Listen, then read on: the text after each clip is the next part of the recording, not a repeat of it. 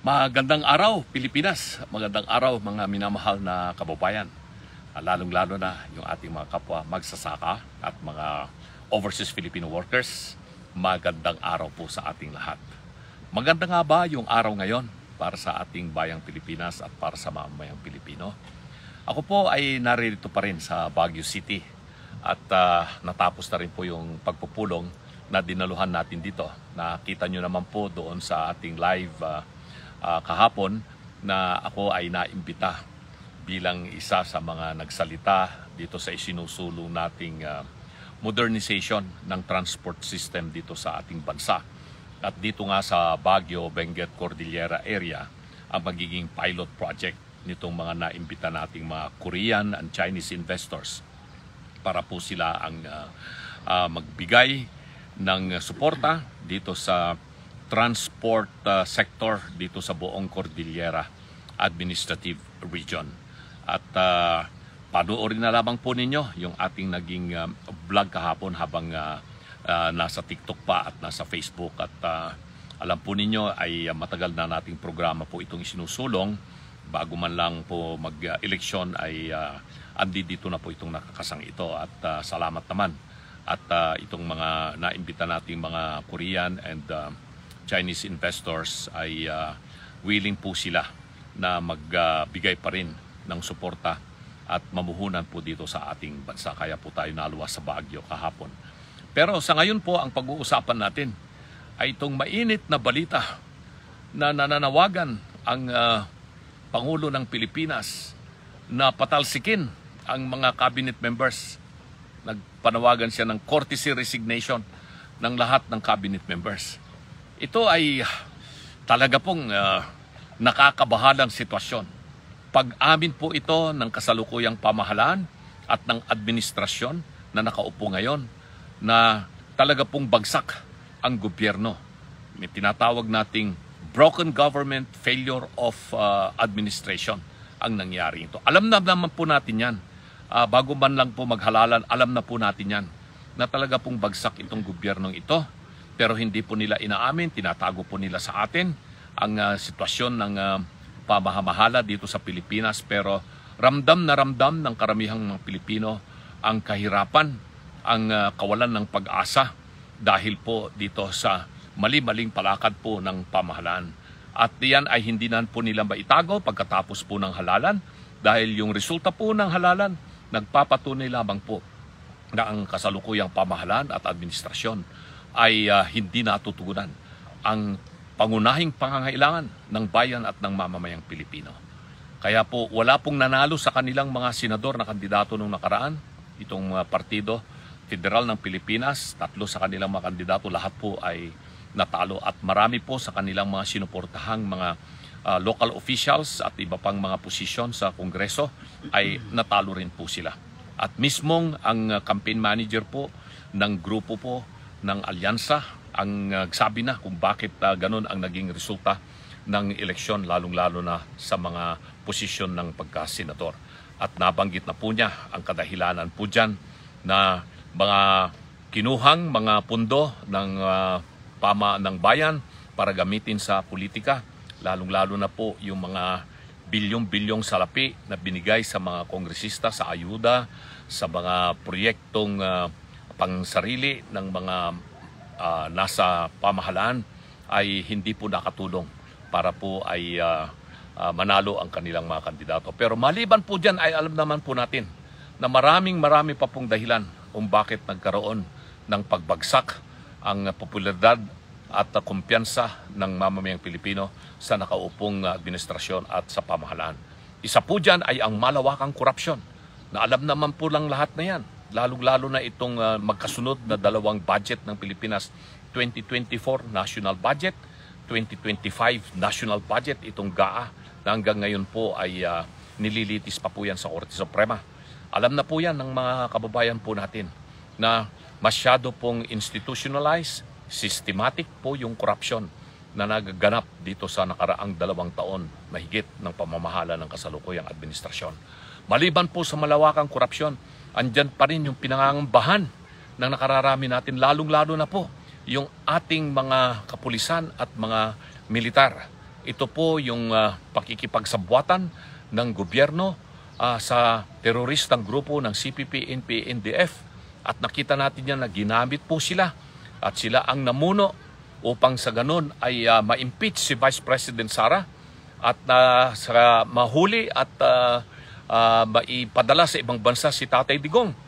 Ito lahat po ay gustong-gustong gawin po ng teroristang grupo at hinayaan o kaya sinuportahan at inayudahan itong pagnanais ng teroristang grupong ito upang sa ganun ay matanggal sa posisyon si Vice President Sara sa pamamagitan ng impeachment at si Tatay Digong ay maaresto at mapadala sa ibang bansa na ang administrasyon o ang kasalukuyang gobyerno ay nakipagsabwatan. Yan ay nakita natin ang naging resulta po nito.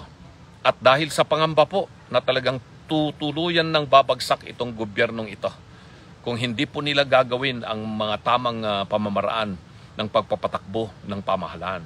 Kaya po, yan, nanawagan na ng pagbibitaw ng lahat ng mga cabinet members. Imagine that, no? Massive, all cabinet members.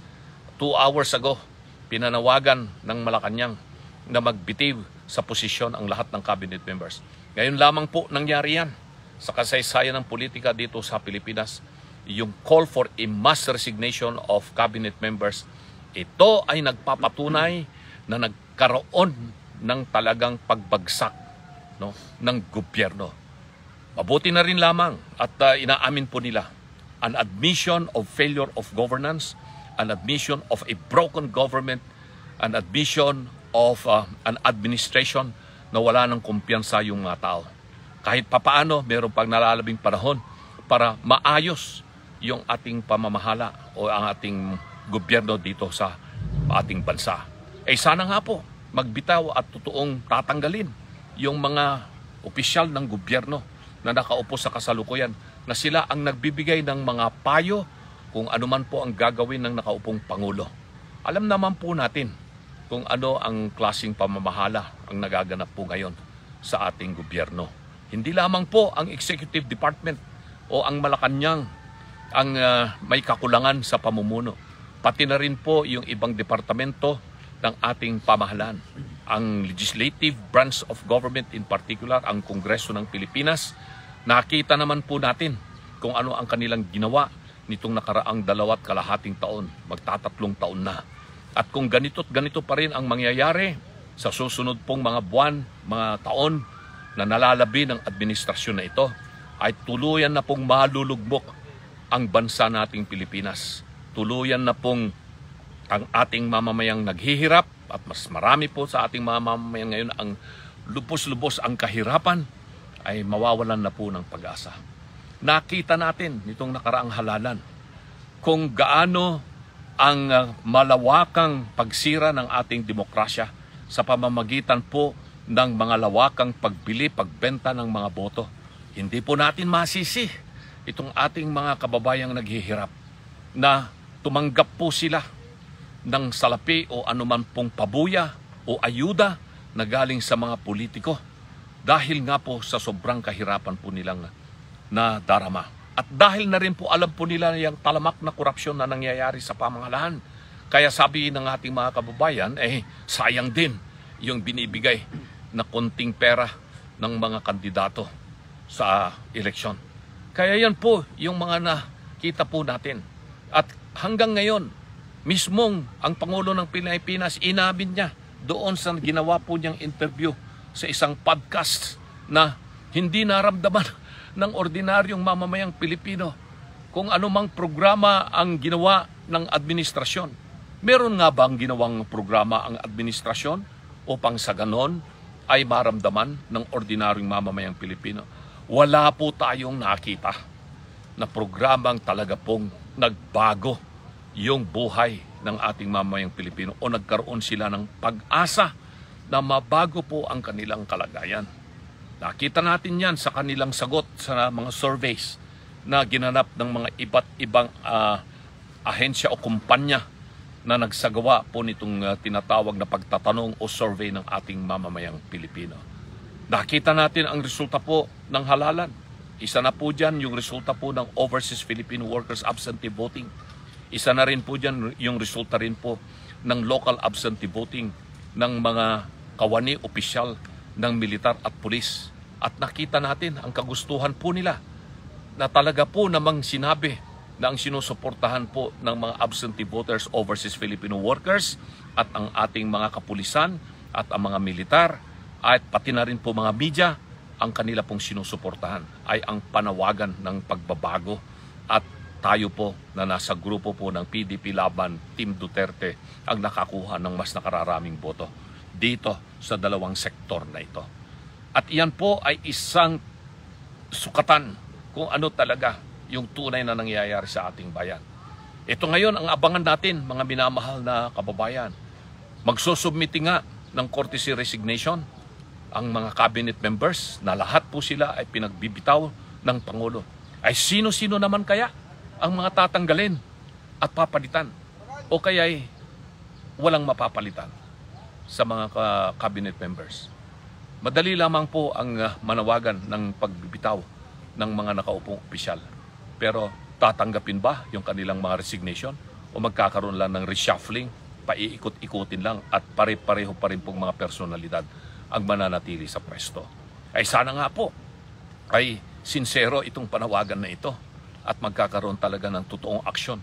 Pero alalahanin po natin, ang may kakulangan ng pagpamamahala ay hindi lamang po sa Malacanang, hindi lamang po sa Executive Department.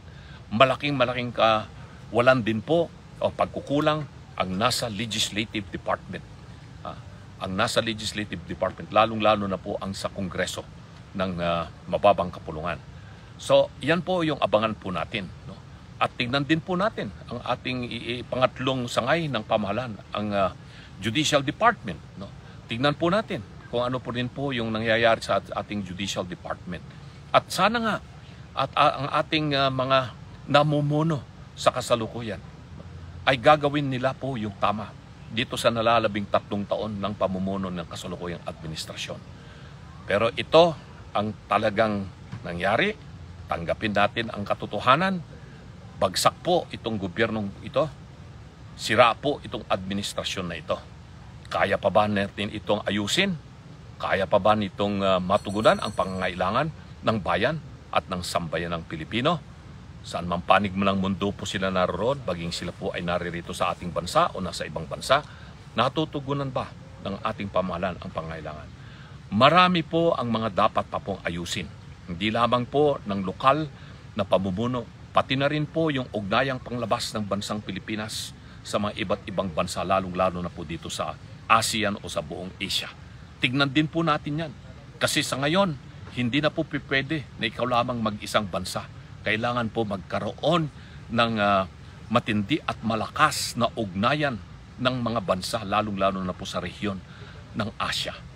Yan po ay magkakaroon ng malaking epekto sa kinabukasan ng ating mga mamamayang Pilipino, lalong-lalo na po ang mga kabataan na sila po ang tunay na pag-asa ng ating bayan.